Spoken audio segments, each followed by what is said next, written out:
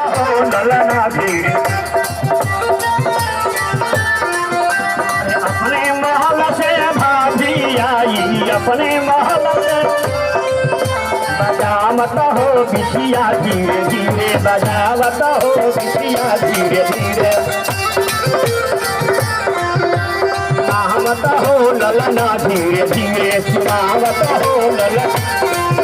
अरे दौड़ी दौड़ी दीदी आई दौड़ी दौड़ी दीदी आई बजावत हो पगला धीरे धीरे बजावत हो पगला धीरे धीरे सुनावत हो ललना धीरे धीरे सुनावत हो ललना। देखो है मामा के लइकबो आ गई अरे मामा हाली हाली देखो है मामियो आ गई मामा हाली हाली अमेली घोटावा हो मामा हाली हाली अमेली घोटावा हो मामा हाली मामा अरे अमेली घोटावे अइले आजी सबके भैया अरे अमेली घोटावे अइले आजी सबके भैया वीर बोले रुपया लाजा गइले भैया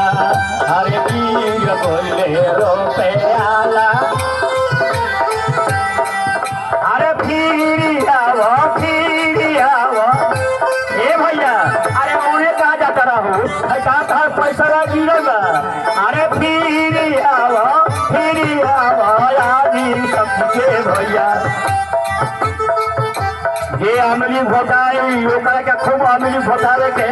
ओकरा घर में खूब अमली आई ले आके अमली घोटा लगा अरे फिर आओ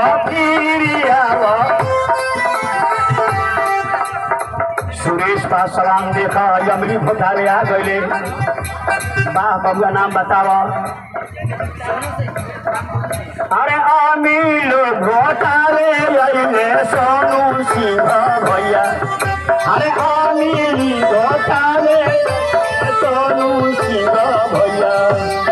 वीर गइले रोटेया लगा गइले भैया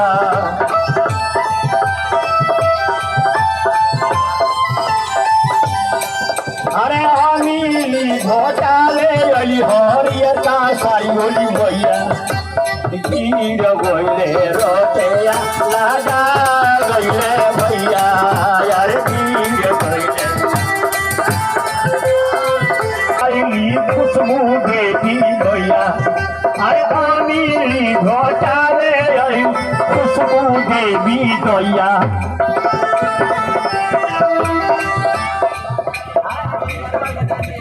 अरे अमिली घोटावे